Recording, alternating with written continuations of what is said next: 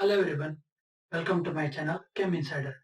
In the previous video, we discussed about the chemical kinetics introduction and the rate of a chemical equation. So, when you plot a graph of rate of a chemical equation with the variation of reaction, reactant concentration and product concentration versus temperature, we obtain the two curves. For the rate of decrease in the reactant concentration, we observed a curve with a decreasing slope, and if you consider for the rate of reaction for a product which is found a increasing slope. So from which we discussed about the average rate of a reaction. Okay. So now what happens is, if you consider an example of tertiary butyl chloride, if you consider butyl chloride example, the initial constant rate of the reaction, okay, so the rate of the reaction at initial point of time was found to be 1.90 into 10 to the power minus 4 mole per liter per Kelvin. But after about certain period of time, the rate of the reaction for the particular same compound is found to be 0.4 into 10 power minus 4 mole per liter per Kelvin. So, as we all know, the average rate of the reaction is not being constant by the example of graph which we plotted yesterday.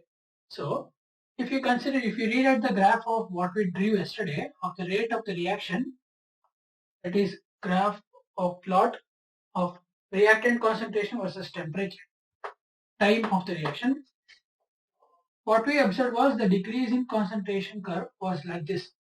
Okay, so this was the curve which we observed for the decrease in concentration of reactant versus time. Now, so if it is initially at a maximum position, if the rate of the reaction, so what we say was the rate of reaction is, the rate of reaction is nothing but the change in concentration of reactant divided by change in time. So that is rate average, that is RAV was equal to minus of delta R divided by delta T. That is what we had found yesterday by the equation. So now, if you consider for the plot of this particular curve or the variation of concentration of a butyl chloride compound to form butanol hydroxide, what we observe is the decrease in concentration curve, the rate is 1.90 to 0.4. It is drastically decreasing. So what we are observing over in this particular curve indicates that is, we cannot explain the average rate of a reaction for a particular reaction's rate. If you have to consider for the rate of the reaction, we cannot use average rate. That is because it is constant for that particular point of time. Now, if we have to explain the rate of a reaction at particular point of time, we have to use a new rate expression. Okay, if you have to explain the rate of a reaction at that particular point of time, you have to use a different rate of reaction, that is called the instantaneous rate of a reaction. Okay, that is called the instantaneous rate equation or instantaneous rate of a reaction.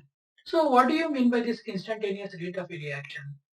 Now let us draw this particular graph in a wider plot for multiple variable seconds. Let us say, so this is the curve which we have obtained. So let us say this is 100 seconds, 200 seconds, or you can say take it as 200, 400, 600 seconds, and so on. And this is the concentration of reactant R. Now, if you have to calculate the rate of the reaction at particular point of time, you have to draw a tangent to this particular curve in such a way that the tangent touches the curve at the exact point of time. Like for example, if you have to calculate the rate of this reaction at 250 seconds. So 250 seconds means it comes somewhere over here. So if you draw a straight line of 250-second curve, so it will be touching at this point. Now you have to draw a tangent to this particular curve in such a way that it touches the curve at this particular position. Okay, so it has to touch the curve at that particular point of contact. And now if you calculate the slope of this curve, if you calculate the slope of this tangent, then that will give us the instantaneous rate, which is given as rate instant. Okay, so this instantaneous rate will be nothing but dr by dt, where dr is the change in rate or change in concentration of the reactant. T is change in time of the reactant.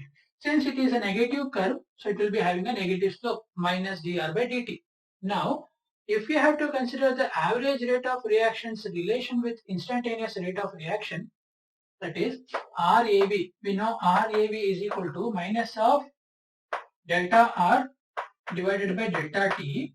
So what you can say is, if the change in temperature tends to be 0, okay, if the change in time, sorry, not the temperature, if the change in time tends to be 0, then we can say is delta R will be equal to dr, delta T will be equal to dt, that is integrated differentiated equation. So the rate instant for a reaction is given by the formula minus dr by dt, or it can also be taken as plus dp by dt, dp by dt.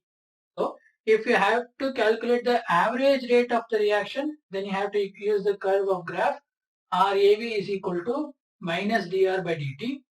If you are delta R by delta T, if you are supposed to calculate the instantaneous rate of reaction, then you have to use the formula R instant is equal to minus dr by dt or plus dp by dt at that particular point of second. That is, if you calculate the rate instant for 250 seconds, you will be having a different slope of curve. If you consider for the calculation of rate of the reaction at 500 seconds, so it will be like here, the curve will be in this particular direction and this slope will be different. So whenever you consider for a instantaneous rate of reaction, you can calculate the rate of that particular reaction at that particular instant of time. Okay, so that particular rate of reaction at that particular instant of time will be different. It is not usually constant. So this is about the instantaneous rate of a reaction or average rate of a reaction. Now, for the average rate of a reaction, what we have observed is, if you consider for a simpler process of a chemical equation, let us say conversion of mercuric with chloride, Hg with Cl2 gives HgCl2. Let us consider this as a chemical reaction, which we are explaining its average rate of reaction. So now the average rate of this reaction will be given as rate is equal to minus delta of Hg, minus delta of Hg divided by delta T, which is equals to minus delta of Cl2 divided by delta T. Now this is equal to delta of HgCl2 divided by delta T. So this is the average rate of the reaction. So that is decrease in the concentration of the reactant mercury, or decrease in the concentration of reactant Cl2, or increase in the concentration of the product HgCl2. So if you observe carefully, the coefficient of this reaction of the reactant and the products is unity, right? The coefficients of HgCl2 and HgCl2 is unity. Now, if you have certain reactions whose coefficient of reactant and molecules are not unity, or you can also say it is not same as one another. Like for example, the reaction of hydrogen iodide decomposing to form H2 and I2. If you balance out this particular reaction, it forms 2Hi giving us H2 and I2. Now, what we observe over here is the rate of decrease of Hi will be faster than the rate of increase of H2 and I2. Then we cannot equate it in this type. Therefore, what we have to do is, if you have a reaction where the coefficients of reactants and products are not same, then we have to divide the average rate of that particular reaction by the specified coefficient. That is, if you have to calculate the rate of this reaction with respect to hydrogen iodide, it can be given as rate is equal to minus of delta concentration of Hi divided by delta T into 1 by 2, since 2 is the coefficient of Hi. Now this will be equal to delta H2 concentration divided by delta T, which will be equal to delta I2 concentration divided by delta T. So whenever you have multiple reaction where the coefficient of reactants and products are not same, then what you have to do is you need to divide the particular rate of that particular reaction with respect to a reactant or a product by the specific coefficient which you observe in the balanced chemical equation.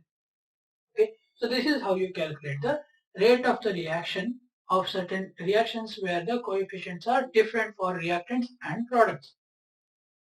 Next, if you consider for one more example, that is bromine reacting with bromine oxide and H plus ions. Br reacting with BrO3 and H plus, BrO3 minus and H plus, giving us Br2 and H2O. So if you balance this reaction, it will be 5Br minus 6H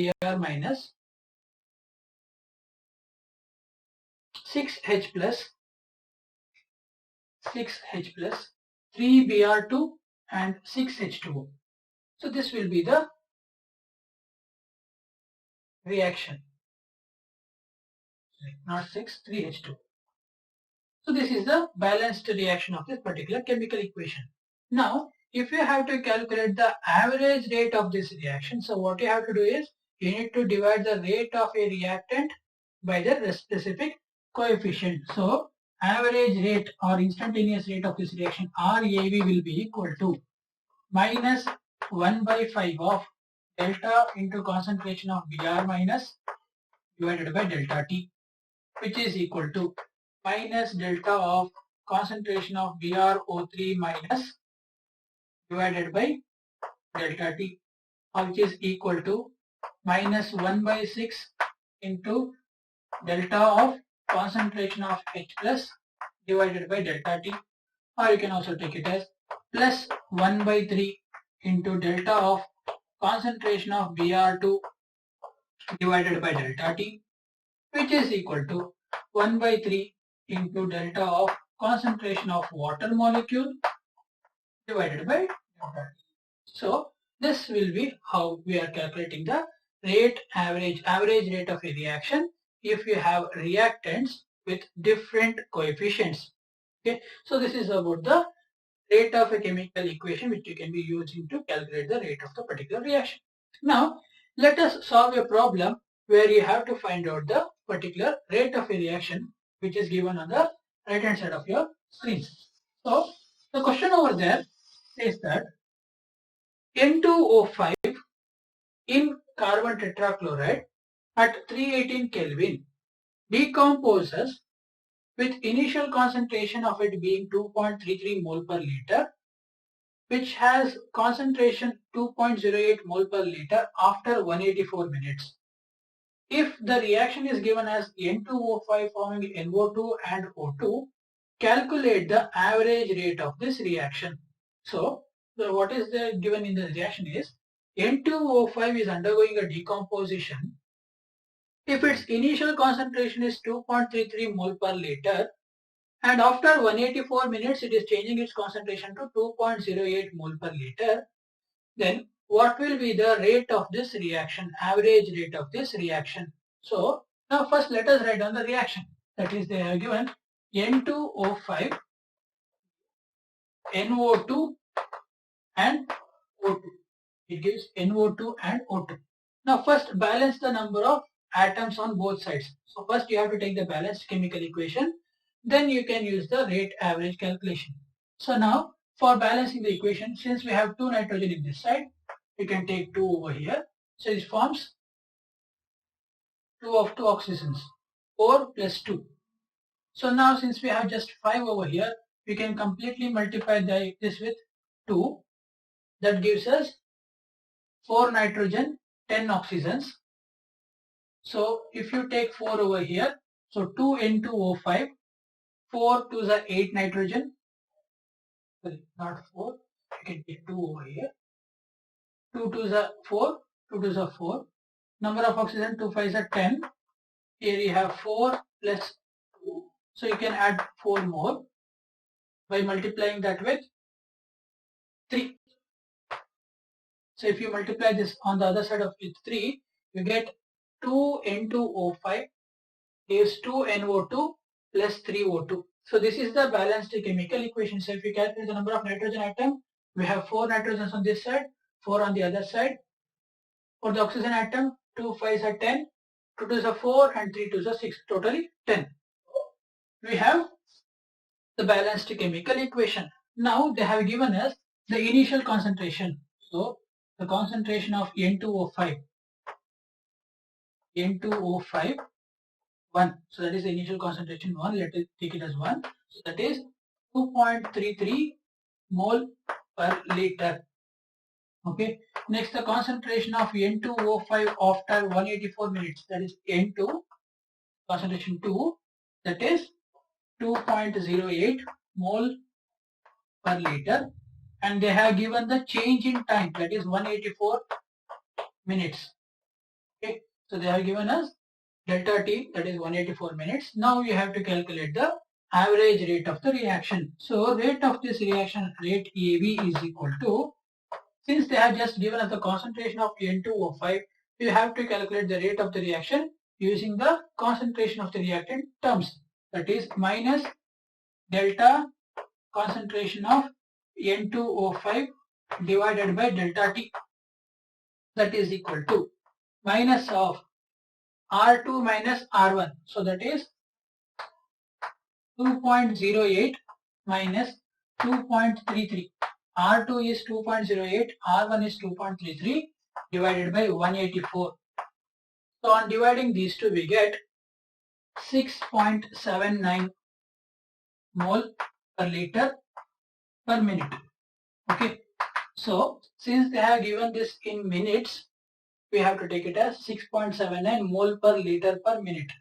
If you want to express the rate of this average reaction in seconds or hours, so what you have to do is, if they have asked you to give the rate of this particular equation in terms of seconds, then multiply 184 by 60. Okay. If they are asked to calculate the rate of this reaction in terms of seconds, multiply 184 by 60. If they have asked you to calculate the rate of this reaction in terms of hours, divide 184 by 60.